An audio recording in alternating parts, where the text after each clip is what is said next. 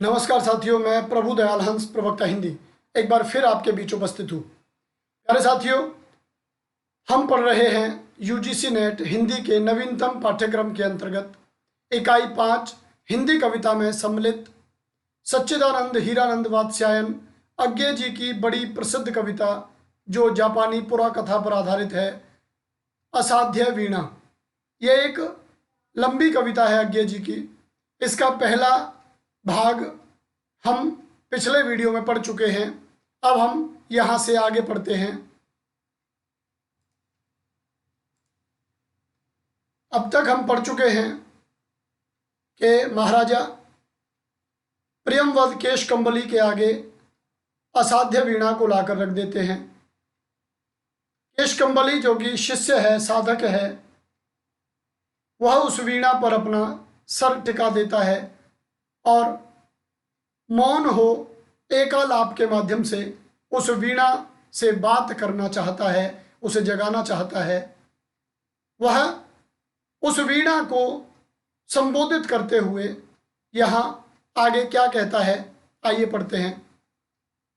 ओ तरुतात संभाल मुझे, मेरी हर किलक पुलक में डूब जाए, मैं सुनूं गुनूं विस्मय से भर आंकूं, तेरे अनुभव का एक एक अंतः स्वर, तेरे दोलन की लोरी पर झूमूं मैं तन्मय, गा तू तेरी लय पर मेरी सांसें भरें पुरें रीतें विश्रांति पाएं। गा तू यह वीणा रखी है तेरा अंग अपंग, किंतु अंगी तू अक्षत आत्म भरित रसविद, तू गा मेरे अंधियारे अंतस में आलोक जगा, स्मृति का श्रुति का तू गा तू गा तू गा तू गा। हाँ मुझे स्मरण है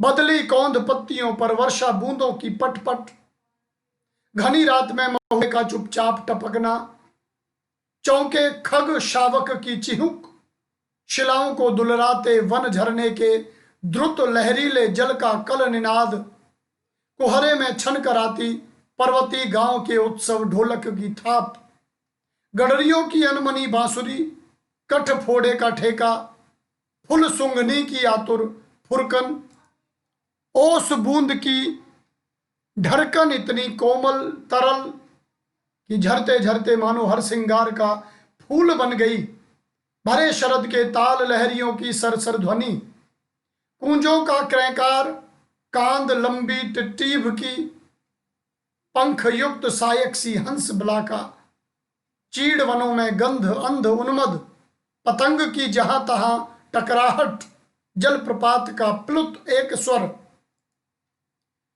झिल्ली दादुर कोकिल चातक की झनकार, पुकारों की यति में संस्कृति की साएं साएं। हाँ मुझे स्मरण है दूर पहाड़ों से काले मेघों की बाढ़, हाथियों का मानो चिंगाड़ रहा हो यूथ, घरघराहट चढ़ती बहिया की, रेतीले कगार का गिरना छप छड़ाप, झंझा की फुफकार, तप्त पेड़ों का अर्राकर टूट टूट कर गिरना, ओले की कर्री चपत, जमे पाले से तनी कटारी सी सूखी घासों की टूटन, ऐठी मिट्टी का स्निग्ध घाम में धीरे धीरे रिसना, हिम तुषार के फाहे धरती के घावों को सहलाते चुपचाप, घाटियों में भरती गिरती चट्टानों की गूंज, कांपती मंद्र गूंज अनुगूंज, सांस खोई सी धीरे धीरे नीरव। मुझे स्मरण है हरी तलहटी में छोटे पेड़ों की ओट ताल पर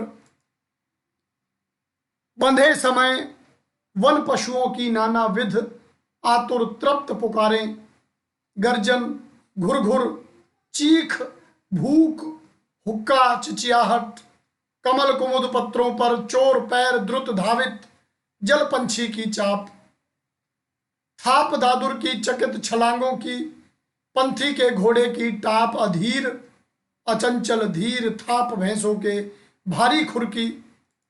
मुझे स्मरण है उजक क्षितिज से किरण भोर की पहली जब तकती है ओस बूंद को, उस क्षण सहसा चौंकी सी सिहरन। और दोपहरी में जब घास फूस अनदेखे खिल जाते हैं, मौमाखियां असंख्य झूमती करती हैं गुंजार, उस लंबे विलंबे क्षण का तंद्रालस ठहराव। और सांझ को जब तारों की तरल कपकपी स्पर्शहीन झरती है, मानो नभ में तरल नयन ठिठकी निसंख्य सवत्सा युवती माताओं के आशीर्वाद, उस संधि निमिष की पुलकन लियमान मुझे स्मरण है। और चित्र प्रत्येक स्तब्ध विजड़ित करता है मुझको, सुनता हूं मैं, पर हर स्वर कंपन मुझको मुझसे सोख, वायु सा नाद भरा मैं उड़ जाता हूं, मुझे स्मरण है पर मुझको मैं भूल गया हूं। सुनता हूं मैं पर मुझसे परे शब्द में लियमान, मैं नहीं नहीं मैं कहीं नहीं। ओरे तरु ओरे वन ओ स्वर संभार, नादमय संस्कृति ओ रस प्लावन, मुझे क्षमा कर भूल अकिंचनता को मेरी, मुझे ओट दे ढक ले छाले, ओ शरण्य मेरे गूंगेपन को तेरे सोए स्वर सागर का ज्वार डुबा ले। आ मुझे भुला तो उतर वीण के तारों में, अपने से गा अपने को गा, अपने खग कुल को मुखरित कर, अपने खग कुल को मुखरित कर, अपनी छाया में पले मृगों की चौकड़ियों को ताल बांध, अपने छाया तप वृष्टि पवन पल्लव कुसुमन की लय पर, अपने जीवन संचय को कर छंद युक्त, अपनी प्रज्ञा को वाणी दे तू गा तू गा, तू सन्निधि पा तू खो, तू आ तू हो, तू गा तू गा। राजा जागे।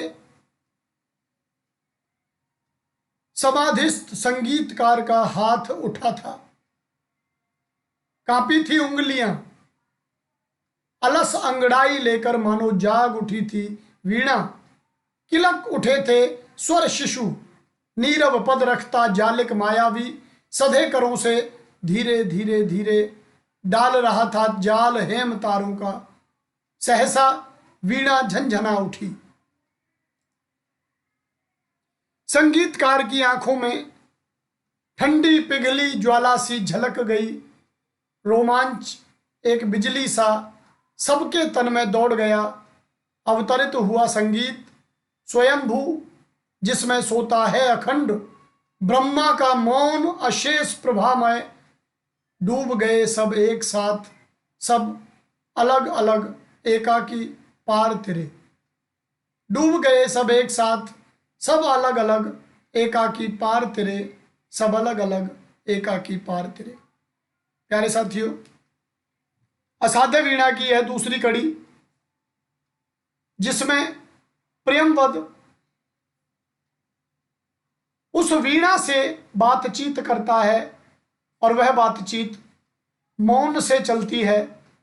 वह उसे जागृत करता है, उसका आह्वान करता है कि वह जंगल की प्रकृति की सारी सुषमा को, सौंदर्य को अपने में समाहित किए, प्रत्येक जीव जंतु कीड़े मकोड़ों की दुनिया से एक एक ध्वनि अपने में समाहित किए वह जागे, वह गाए, अपने से गाए, अपने को गाए, और तब जाकर के वीणा जागती है। संगीतकार की थिरकती उंगलियां वीणा से ध्वनियों का एक समूह पैदा करती है। राजा जैसे सोते से जागते हैं, सारी सभा आश्चर्यचकित होकर पानी पर तैरती सी संगीतकार की उंगलियों को देखकर ठिठक जाती है। प्यारे साथियों, आज इतना ही। अंतिम कड़ी लेकर हम शीघ्र ही आपके बीच उपस्थित होंगे। तब तक के लिए आप सभी का आभार, आप सभी को नमस्कार।